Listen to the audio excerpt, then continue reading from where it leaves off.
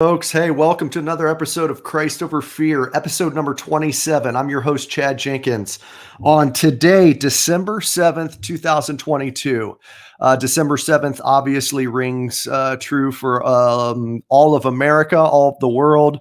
We're the 81st anniversary of Pearl Harbor is today. So obviously we air this show live the first Wednesday of every month. So this month it's fallen on December 7th. Last month it fell on November 2nd, which was kind of a pivotal day for one of my experiences overseas, a day I'll never forget. So it's only fitting that then December 7th, the next episode, we're on another significant moment in time for our country.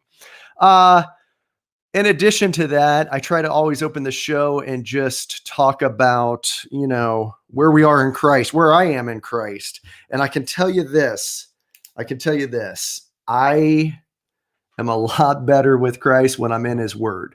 And the last 2 weeks or so, I've been going through the book of Matthew. I just started, I figured with Christmas coming around, why not start back in the Gospels? And I've got the John Corson Commentary Bible, it's a 3-volume Bible. And his last part is the New Testament. That's the 3rd volume. And so I like to read just the regular, read the Bible, and then I go and then his John Corson's Commentary Application Bible really digs into it. And I guess what I'm sharing is, that's my center azimuth. That's my grounding, is just to read that and read the word and not get distracted by this world. So take that for what it is. Take that if you can use it. Put it in the trash if you can't. But I know that's what I've needed lately, especially with the holidays coming around. That's where I've needed to get my ground. And that holds true for any time of year, but especially this time of year with the stressors of the holiday season. So now let's get to the meat and potatoes. Who we have on today, Sergeant Major Mark Baylis.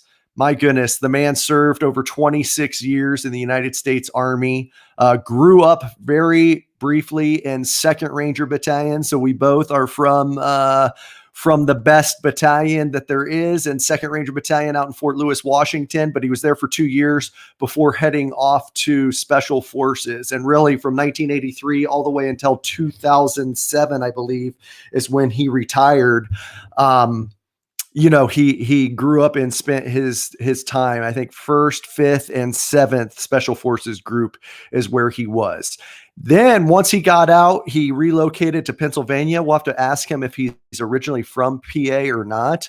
But Mark, once he retired and settled there, he's now the founder of Valor Clinic Foundation, helping our underserved and homeless veterans in that community in Pennsylvania, and probably even a greater reach. So we'll have him on to bring him to share a little bit about what he does with Valor Clinic Foundation. So without further ado, let me go ahead and bring on our special guest for episode 27. Mark, how are you, sir? Good. Thank you for having me. I appreciate it. Well, I'm thankful to have you. And I do have to tell you, I went to Valor Clinic Foundation, to your website, a couple weeks ago, once we got lined up, and you were going to be the guest.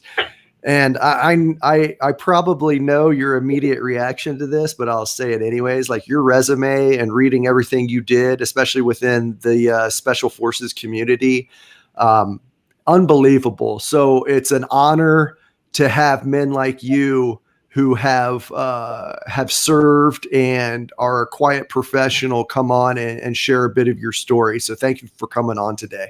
Thank you for having me. Absolutely. And are you from Pennsylvania? Can you tell us where you're from and kind of how you got into the military to begin with at a young age?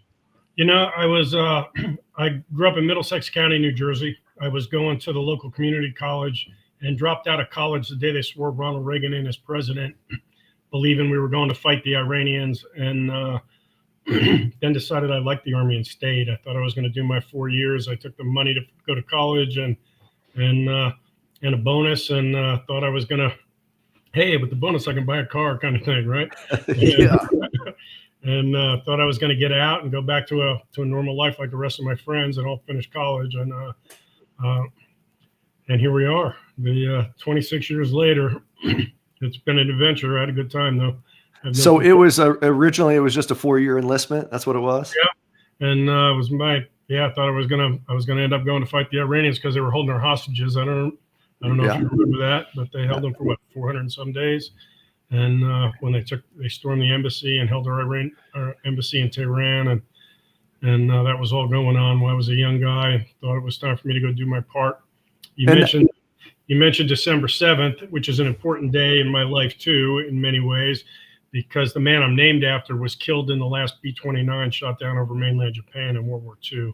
Wow. Was my mother's father, and so I grew up the sole survivor, married my grandmother, and raised my mother like it was his own, and then committed suicide on the anniversary in some years later. So it's December 7th has been a part of my life forever, and so it's interesting that fate would have us here on December 7th, right? No kidding. And did he take his life on this day as well? Yeah, no, he didn't take it on this day. He took it on the anniversary of the shoot down.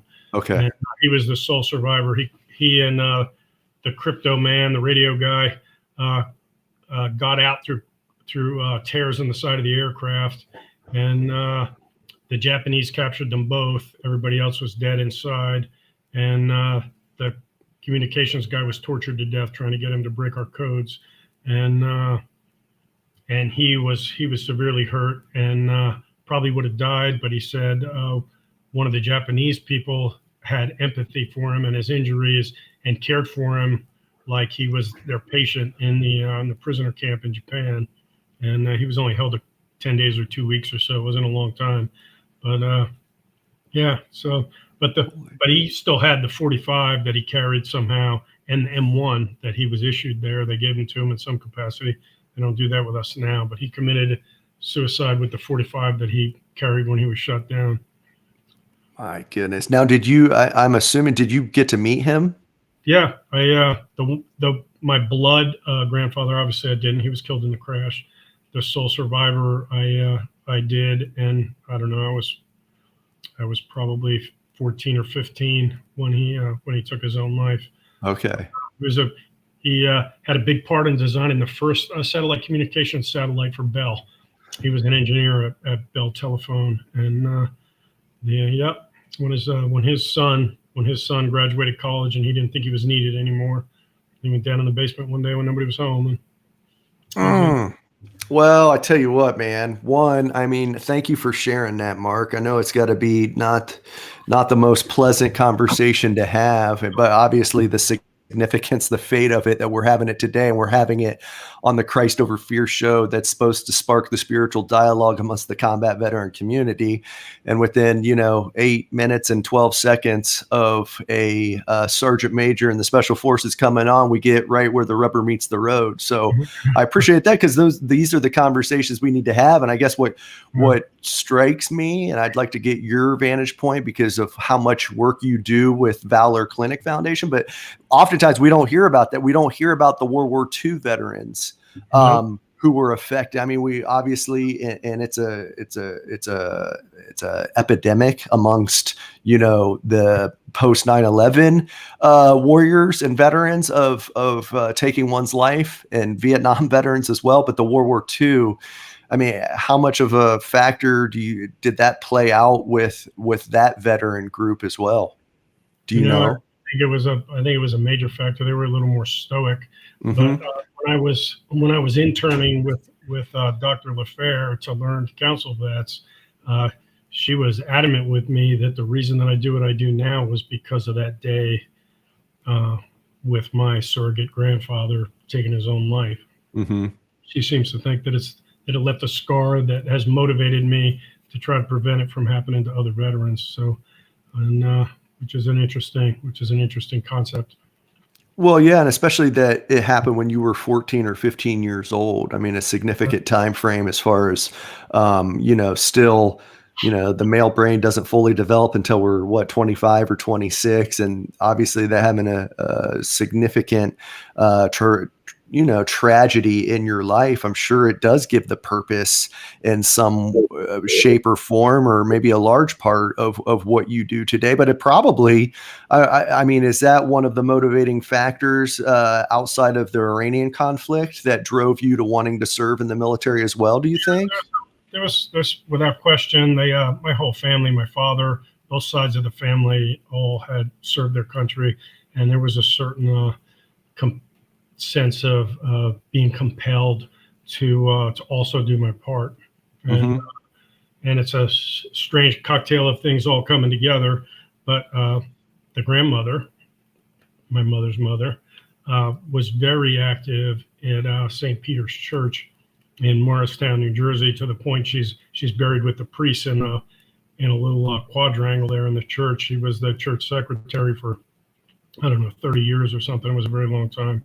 And so the church and World War II have always been inseparable in my life in many ways.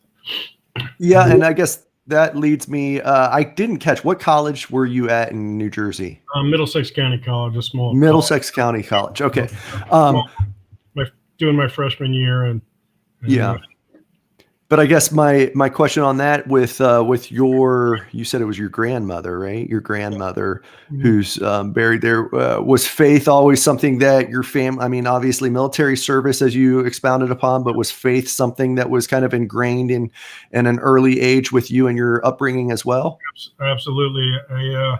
My mother was very active in the Episcopal Church, and and I went through all the confirmation processes, baptized as an infant in that section of Christianity. And then you go through confirmation, and then the equivalent of some of the more evangelical churches, you get baptized when you're older, when you make a conscious decision, and their process is through confirmation. It's kind of funny that I would later be baptized in a Baptist church and teach Bible study at a Baptist church as well. The military service, if it did nothing for me, unit chaplains is where you get a lot of your Christian connectivity, if you will, for simple layman's terms.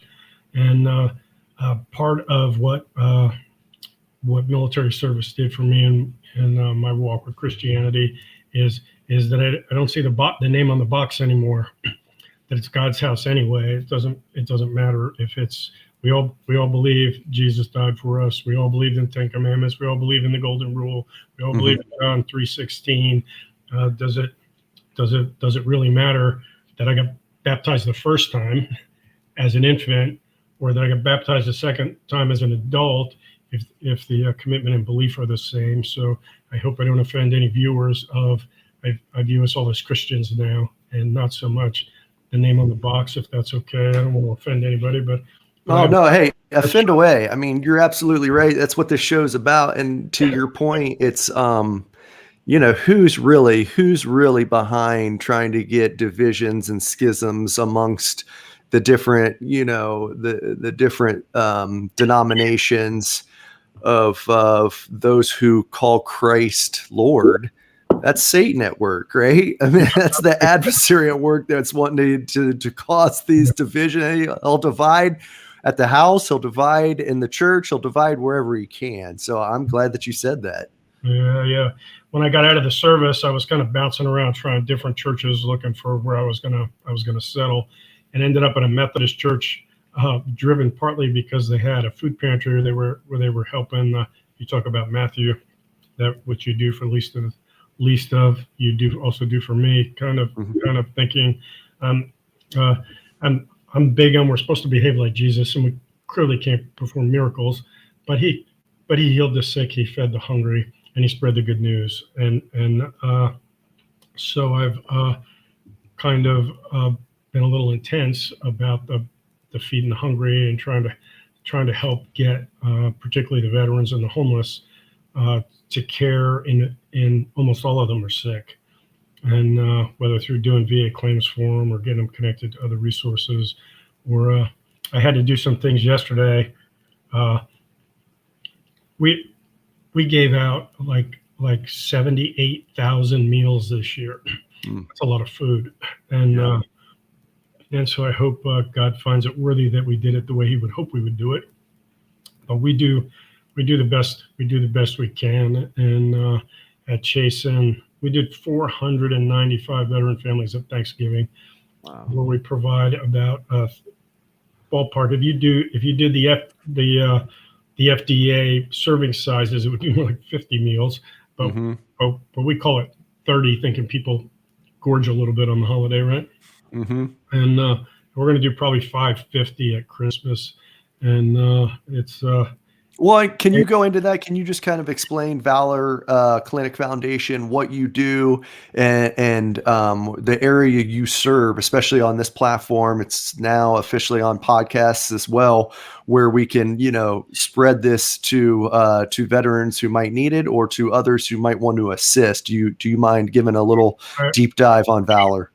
We forgive me for rubbing my nose so much, but I've got a little bit of a cold. My nose keeps. Oh, you're good. You're good. I also wanted to tell you too, I thought that was, I like the way I'm a little bit intense on following Jesus and feeding, and being a senior non-commissioned officer in special forces. That doesn't surprise me. So that's pretty, that's not a shocker that you're pretty driven to serve a higher purpose.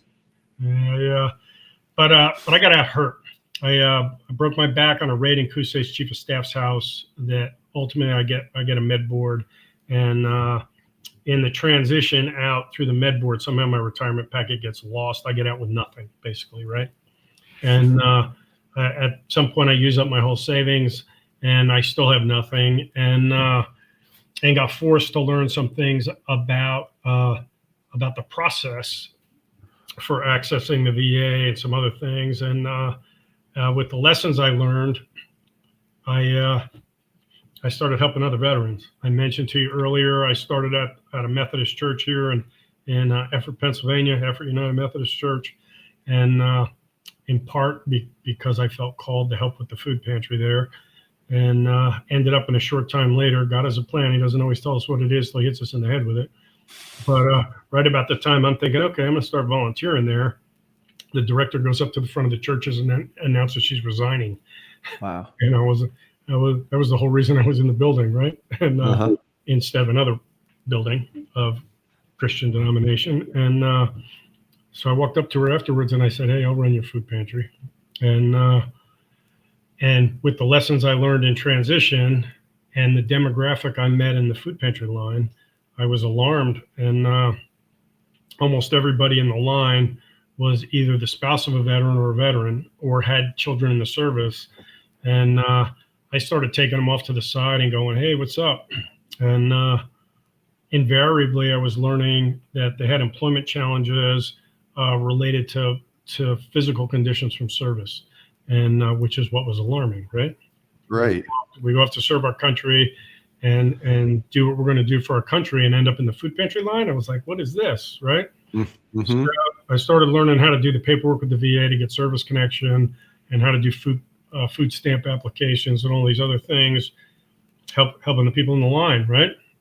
Some of which the service connection piece I learned helping myself, and it grew. But a year or so into it, all of a sudden people are showing up at my door with homeless vets. Hey, can you help Bob?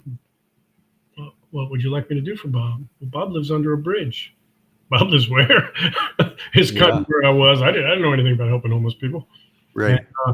And, but anyway, that was probably 2009 or 2010 when the first time a person showed up at my door with a homeless person or called me on the phone and said, hey, I'm downtown so-and-so. Can you come here? I'm with this homeless veteran. And that has grown. It has grown at a staggering rate. And the team that has grown around Drawn to fix it,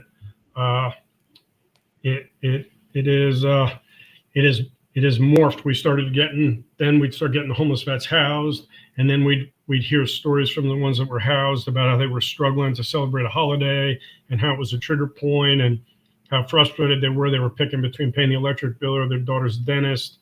And then we started another program called the Holiday Meals Program, where we give holiday food. They have to be housed because we give it to them. They have to cook it themselves a few days before the holiday. But so they're not picking between celebrating the holiday or paying the daughter's electric bill. We don't believe if they went off, they should be dealing with trigger points and stressing over celebrating a holiday with their family at that point in time. And we're up to, we started formally that program in 2012 when we got our nonprofit status. I had been doing it as a Good Samaritan before that, but we did 6 or 8 families a holiday that first year. And this Christmas we'll do 550 families, and it has grown on a growth curve that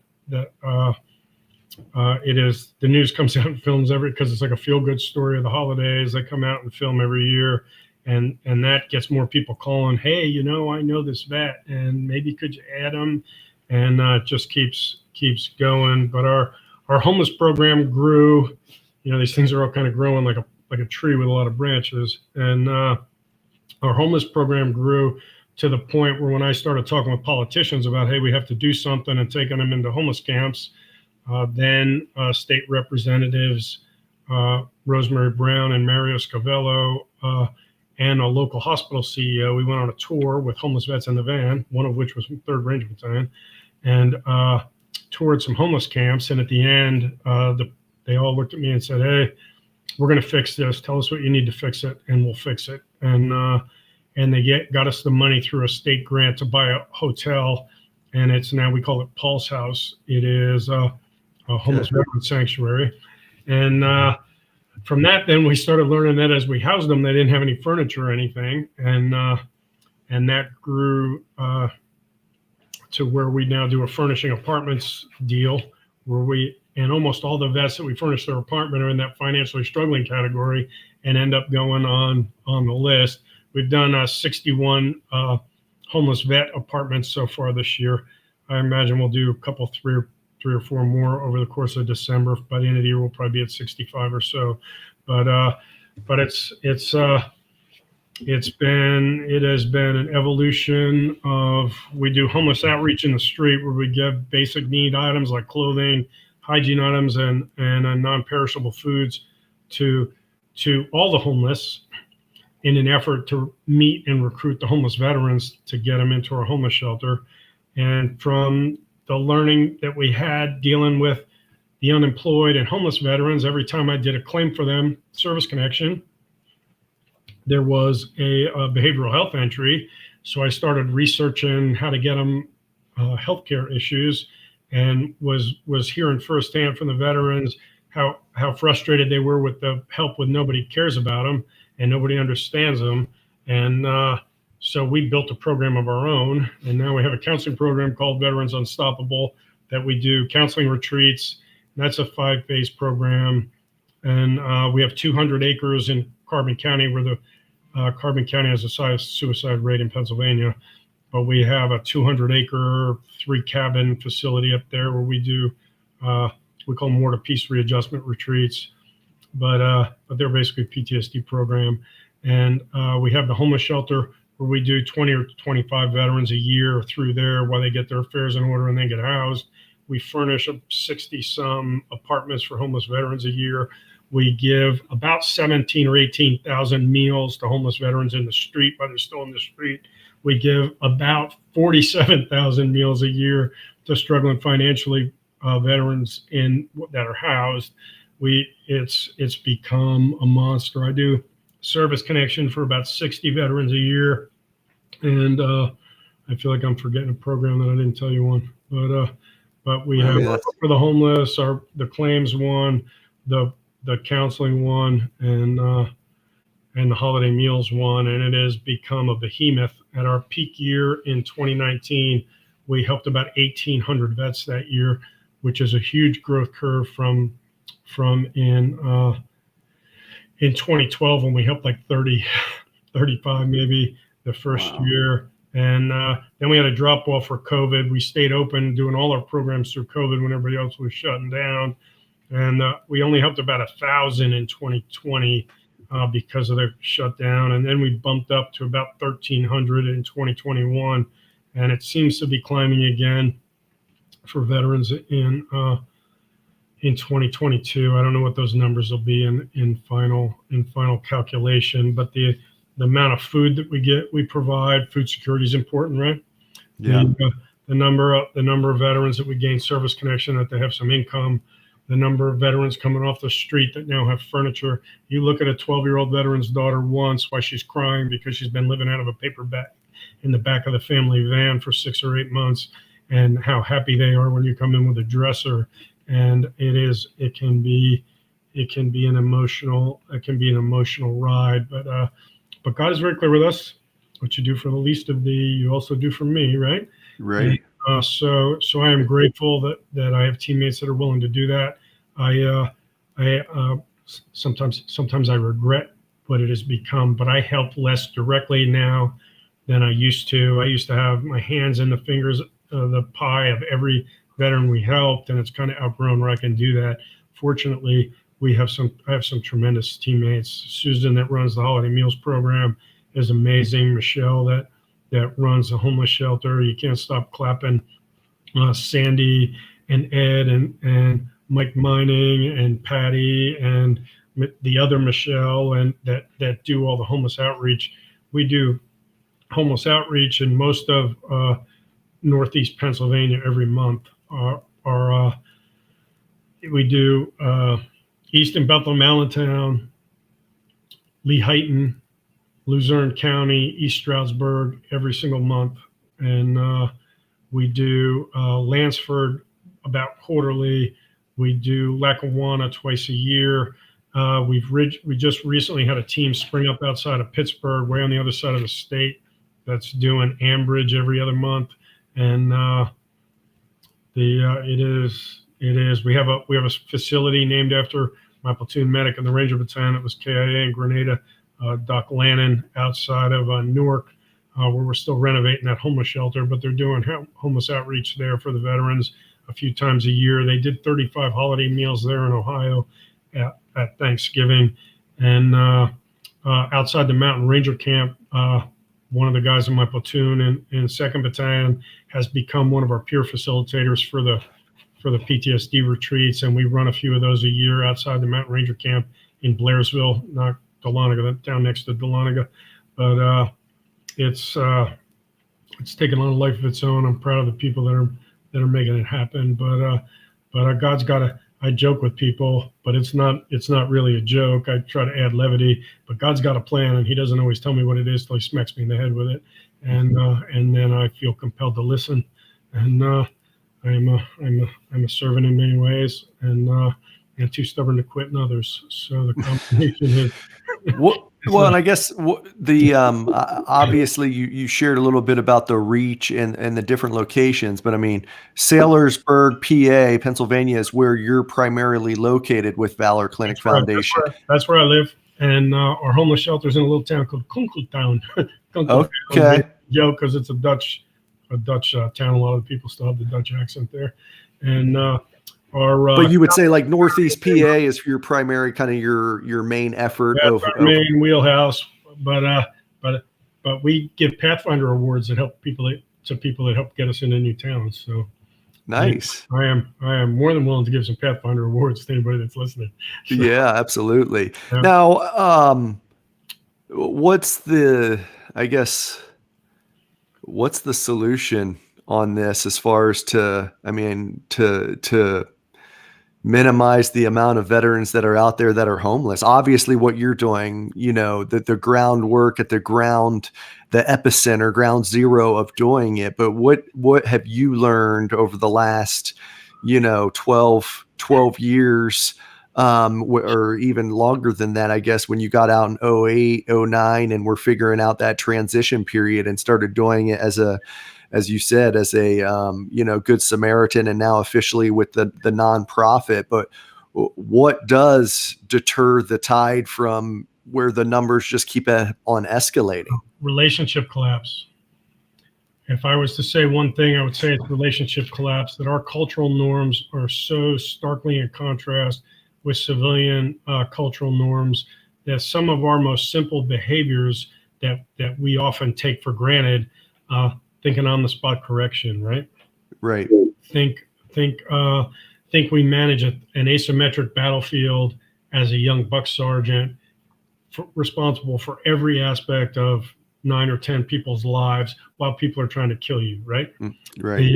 The communications, the sleep plan, the ammo, the fields of fire, when you're going to eat, when you're going to maintain, when you yada, everything, right? And we come home to, it's all good. We work to mission complete. We don't work to time, right? Right. And so one of the biggest problems veterans have is they can't overlook a small thing. A dish in the sink, the kids left a block on the floor. They have to get right on it, right? Right. And when they go into jobs, they feel obligated to square away the civilians that aren't as capable as them. And so instead of our strengths, this is the first time in history that I'm aware of that the veterans are better educated than the civilians. Usually we're the Gomer Pyle draftee, the people that couldn't do anything else. This is the first time we're an all volunteer force that has a floor for education requirement to come in. Our lowest educated people have a high school diploma as a rule. There are waiver exceptions, but as a rule, the bulk. And I was an enlisted guy, got out of the service with a 4-year college degree. I mean, right. That is in stark contrast to the civilians who see us as having no skills. And so, one, they treat us in many ways talking down, like, oh, you guys all have problems, like a charity case almost. And our reverse look is they can't plan, they can't lead, they can't finish a task. They're irresponsible and leave. Instead of finishing a job, they go out the door because it's 5:01 when they only had another 20 minutes to work.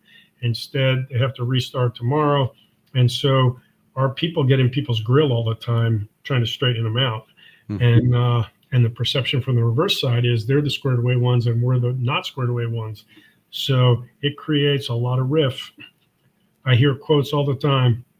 Hey, I don't know what happened. I did so squared away in Iraq and I come home and I don't know what's going on, but the people I care the most about are afraid of me and I don't even know why. We make no mistakes, people die is our culture. And we don't overlook little things and it'll wait. So what? The dish will get washed. Is that really worth fighting over? And in our counseling program, we try to keep it open to the culture of the United States Constitution, where all religions are welcome. So we don't completely, hey, it's got to be Christianity, but we push spirituality pretty hard as part of a tool to make peace, so that you're less intense about getting on civilians.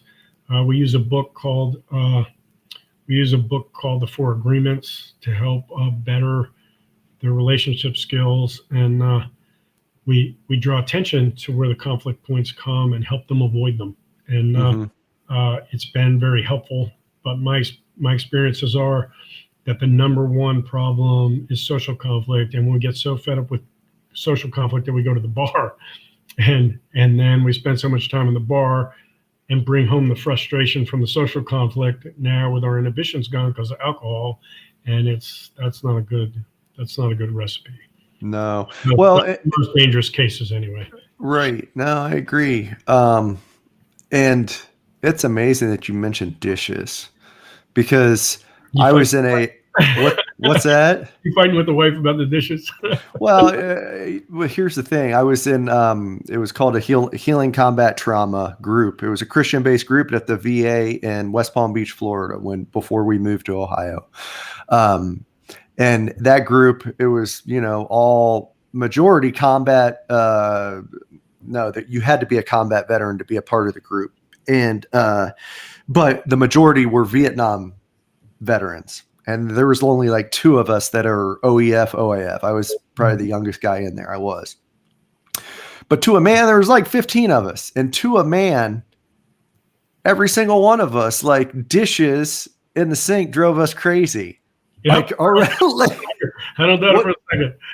What's that? I don't doubt it for a second. Yeah, and now you mention it. So I know what you mean as far as like dress right dress on like the civilian side and at work. But my point in following up is there's a lot on us as a veteran, as a combat veteran coming back. Like, that doesn't need to be where I draw the line in my household. And I think too many of us have gone there and have done that. And that's what causes for our relational breakdown, our connections with our spouses, with our kids, when we're too hard on the standards with them as well. Yeah. And that causes part of that breakdown. Yes, it does. Yeah. And I mean, you nailed that one on the head. Wow. Yeah, though, how I got it. You know how I nailed it on the head, very much how you said, until I got hit in the head, right? Yeah. But I mean, there's got to be a way where, and I believe you're spot on with the cultural divide and the culture of the civilian versus, military or veteran coming to grips, but there's probably got to be a little bit of give or take on both entities to make that work. How do we educate the civilians is part of where I struggle. Right. It's two-sided. You have to do it. There has to be understanding on both parts to find the place that everybody's comfortable, or relationships don't work. That's right. It is, right. And we often tell the vets, hey, whatever conflict you're in, you're half of, control your half, right? And if you control your half, you do less to incite the other half. Mm-hmm. And that alone can be a powerful tool, and which is where the 4 agreements play in. If you follow the 4 agreements, if you're using the 4 agreements, you can manage your own half well enough to not cause conflict. And if you care, the 4 agreements are: do your best, be impeccable with your word, make no assumptions, and I'm having a brain fart. Why am I having? Sorry. I like the make no assumptions, though, because how often do we start to mind read others and think that we already have it? That was the 4th one. Don't take it personal. Don't take it personal. Okay. Yeah. Because whatever somebody's doing is their trip, for lack of a better term, like a 70s phrase. It's their trip. It's not yours. Mm-hmm. You're just getting the wrath of it. And so if you don't take it personal, and you can work through things, because as soon as you take it personal, you're going to get angry. Right. Angry, and that ain't going to work. Two individuals projecting on one another, and nothing really gets solved or resolved. No. Yeah. Hey, let's go back to a little bit of obviously, and I kind of I think where you would go with this, because you've already alluded to it, where you're one, God lights one foot in front of the other on the path. That's kind of how I've always been as well. I wish maybe he'd give me some more prophetic type things that I could see, but that's just not the way it is. But can you just share a little bit when you were in the military? I know you spent a little bit of time sharing about the chaplain corps and how you kind of kept your faith there, but what are some of the times where Christ had to meet you in your service, and really where you think that led to where you are today as well? Well, I'm afraid of heights, and I got like 1,100 parachute jumps. I didn't go. That's awesome. I don't know one airborne ranger or one Halo guy who probably isn't afraid of heights, right? At the end of the day, if they were truly honest and real. I was a Halo guy too. That whole 5 miles in the air thing's pretty far up there. Yeah. I remember one time I was on a night jump over Fort Bragg, right? It's a Halo jump. 25,000 feet, got the oxygen tanks going and everything. And I'm a jump master student, right? And it's my turn in the door to do my night O2 really high combat equipment one, right? And I remember I'm over Fort Bragg, you can look down and it's dark, and looking out the back and seeing daylight. Golly. So high you're watching the curve of the earth, right? But that's pretty high. That's pretty high when you're that far up. And but yeah. And like heights. Yep, I've been afraid of heights my whole life, I guess. And, so there was a lot of talking to Jesus during those time frames, I'd imagine. I said the Lord's Prayer every time before I got out of a plane. Every time. Yeah. Every time. Yeah. I think the first couple, 2 or 3, when I was a student, I thought it was really cool. I was real excited. And then something about the 3rd one or the 4th one. I think it was the 3rd one though. I went, wow, this crap's dangerous. I could get hurt. And then my first jump out of jump school, I got pack-drilled like a cherry and ended up with my ankles wrapped in the parachute lines of the parachute in front of me before I even had a parachute. Oh man! And that didn't do any wonders for my hey, this stuff's fun. I'll promise you that. Right. Anyway, and who likes to get shot at? I said I alternately sang myself the national anthem and America the Beautiful, and said the Lord's Prayer before I went into gunfire. Different to myself, like under my breath, but different people get themselves past their fears a different way. I don't think anybody ever thought I would run. I don't think I ever did anything to create a feeling like that. I faced my fears, and although I had a couple comic relief things on some high planks I had to walk across once in Korea, but I sang a song when I was walking across it, making jokes about it, sarcasm. But the guys busted my balls. Hey, but you made it across though, right? Yeah. Yep, I did. And, yeah. Well, and I think it's how each of us goes about it, because I've shared that, not that I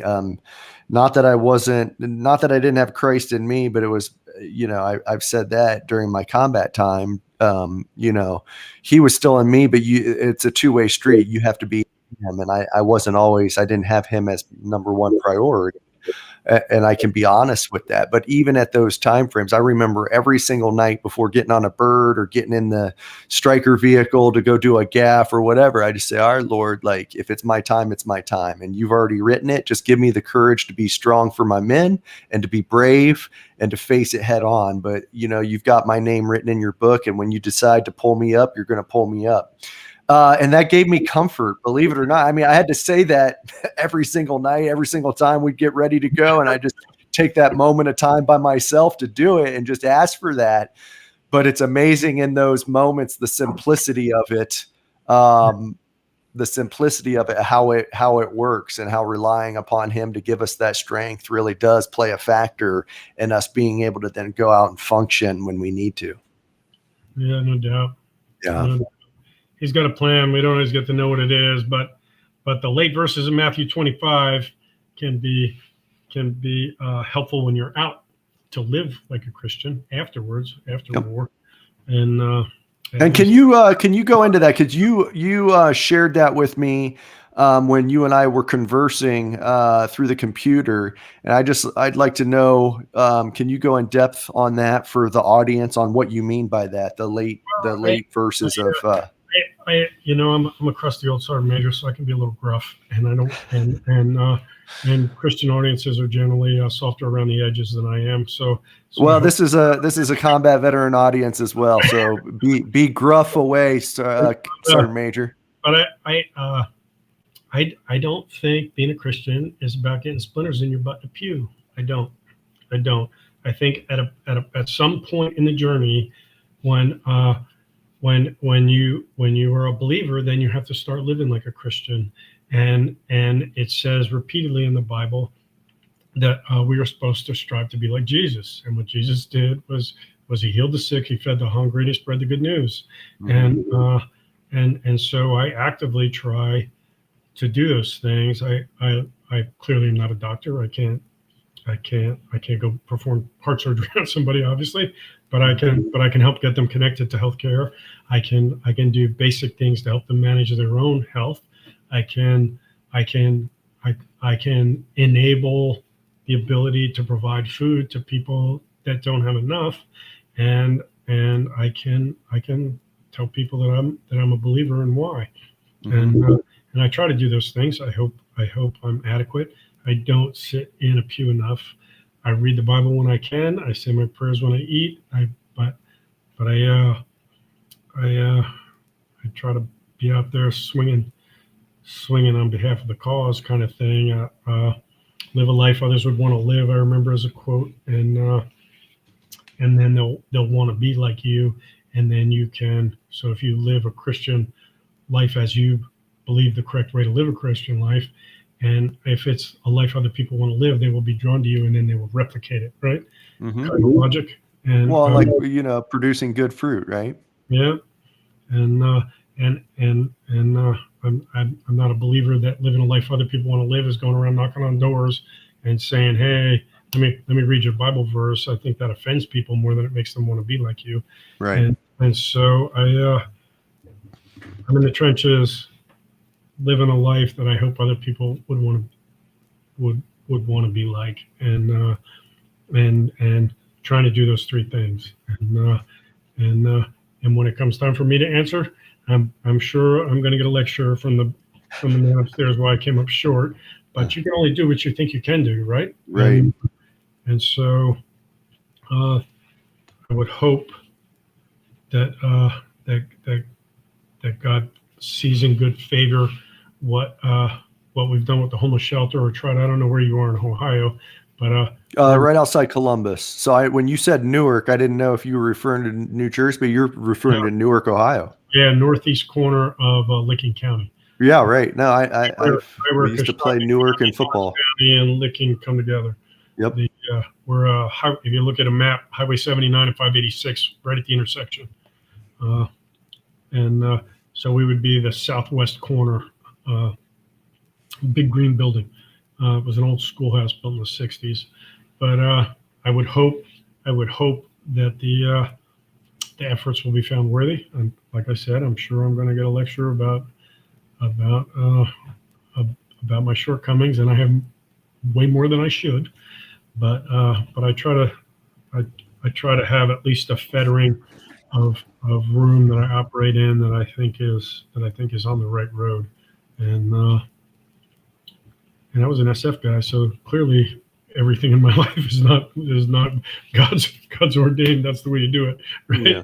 But well, yeah, but you know what? It reminds me of faith by deeds, not by words, as Paul says, and what you are doing with Valor Clinic Foundation and what you did once you got out, and you're a man of action. I think there's a lot of combat veterans out there who are men and women of action.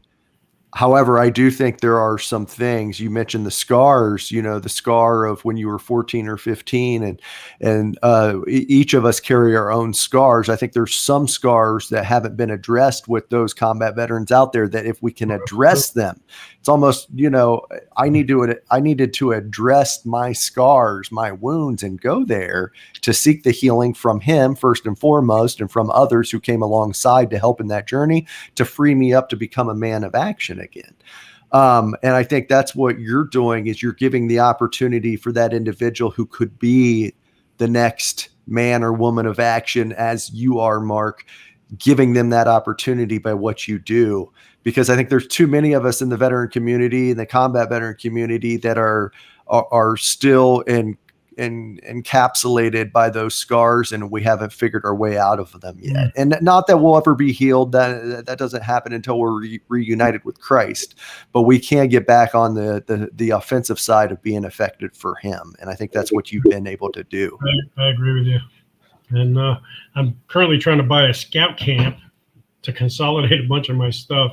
So I asked some of my teammates that are Christians, please pray. I got to figure out how to do this, and I'm not sure how it's going to happen. And what is it you're wanting to try to buy? We're trying to buy Camp Trexler here in Pennsylvania. The scouts have to sell it for the bankruptcy settlement. Okay. All right. And my food security programs don't fit in my buildings anymore. I have to find more places to go. My version of plan to do a retreat counseling program has run into issues with DEP blocking my ability to put in my lodge, and I could do it all on Camp Trexler and not have to build a lodge, have all this stuff for my my food security stuff. And so I've been asking for prayers to help me find the money to buy Camp Trexler, which is a lot of money, $4.5 million worth, a lot of money. But it will be interesting to see what God's plan is there, because that's my version of a plan. He may be going, hey, Mark, you're going to Columbus, Ohio, and doing this instead. Okay, I'll go. Right.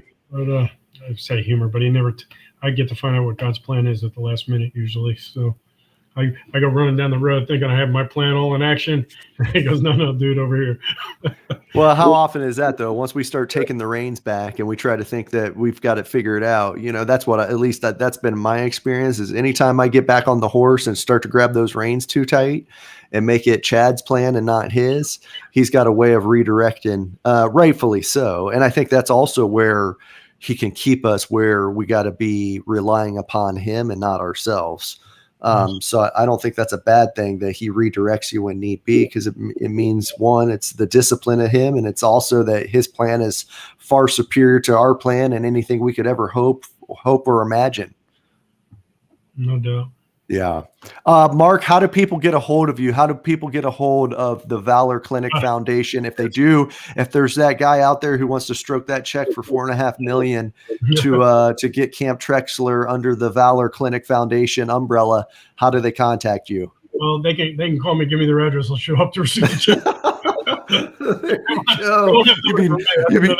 Yeah, right. Yeah, but if they needed to call me, 570-534-2998. I will tell you my motivations are on an audience like this is, hey, look, if you're home arguing with the wife, if you're drinking too much, trying to mask the scars, if nightmares and emotional scars of war are still haunting you, take a deep breath. We would never report you so that you couldn't get a gun. We would never report you so that you couldn't have your security clearance. Come hang out with us. We do it the way veterans do it, and we have found ways that veterans can make peace better and start over on a collective impact approach of 5 pieces. Call me for that. That's the most important thing you can call me for. Yeah. If you call to help with things like that, that's cool too. I'm grateful. I can't do it without your support. We don't have any big corporate or government sponsorship. But our on Facebook, we're keyword Valor Clinic. On the logo's like this, but it's red, white, and blue on that page. The website is valorclinic.org, and my email address is mbaylis@valorclinic.org. You can see the correct spelling of my name right there on the lower part of the screen or above my name. Yep. And those would be the best ways to get in touch with me. We have a homeless shelter in the west end of Monroe County, Pennsylvania. The phone number is 570-664-6468. We just graduated 2 vets and had to renovate a couple rooms. So I have 4, the rare opportunity to have 4 rooms empty. If you know a veteran that's willing to make the effort to get their life together, I have free room, board, lodging for them for the period of time it takes for them to get back on their feet. And I will take a vet from anywhere having a hard time. We're not fettered by Monroe County. I've brought them from Coshocton, Ohio here. I've brought them out from under bridges in Dallas, Texas here. Louisiana, outside of Fort Polk, we brought one time. Florida, we brought one from Vero Beach, I think is the one we brought out of Florida. But we will help a veteran as long as they're not dishonorably discharged or in lieu of court-martial discharge, and not a violent felon. I have a lot of volunteers that are old ladies and they're afraid, so I have to have some checks and balances. But we will help, and so we can be a referral agency for you. Man, well, I love your heart. I love what you're doing with Valor Clinic Foundation, and I love what you say there about, and it's probably the third tenet of those 4 agreements is not to make assumptions, because I think so many of us can make the assumption that if we disclose that we're struggling, if we disclose that we don't have it all together, 1, will be looked down upon, and 2, we might not be able to, cherish the freedoms that we still have. And I like what you said about, hey, all of those things are not, showstoppers, but we're going to get you right. And I like what you said about, hey, it takes the individual to make the decision to go do the work, because it's not a handout. It's not it's not some subsidy that's going to just be there for the taking. It's going to better ourselves to do the work And while, yeah, we might have to take that knee and ask for that help, but it's also a two-way street of doing the work to get our lives back in order. And I think that's what you're doing, and you're being the conduit to do that. Well, thank you. I hope when the big guy looks down, he finds me worthy someday. Absolutely. No, I have no doubt about that, Mark. I greatly appreciate you being our guest today on Christ Over Fear, especially on December 7th and the significant meaning for the country, but especially to the personal story that you shared with us at the top of the show. So I'm glad we connected, brother. Continue to fight the good fight. All right. All right. Thank you for helping and having me on. Yeah, absolutely. If I could ever be of any other assistance, please don't hesitate to reach out. Okay. Well, I'm going to link you up with our team in Ohio. You better be careful you said that. There you go. All right. Hey, we'll see you soon. Okay. All right. Thank you, sir. Have a good one. All right, folks. Hey, that was Mark Baylis of Valor Clinic Foundation outside of Saylorsburg, Pennsylvania, in the northeast section of PA. But obviously, he's got a draw here in Ohio and all throughout the country.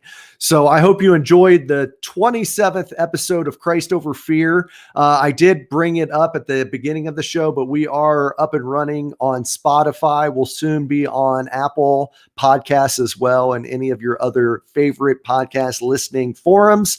So be sure to check us out at Christ Over Fear. I will look forward to seeing you January 4th, I believe, which will be the first Wednesday of the month in January of 2023. But until next time, continue to fight the good fight. Thanks.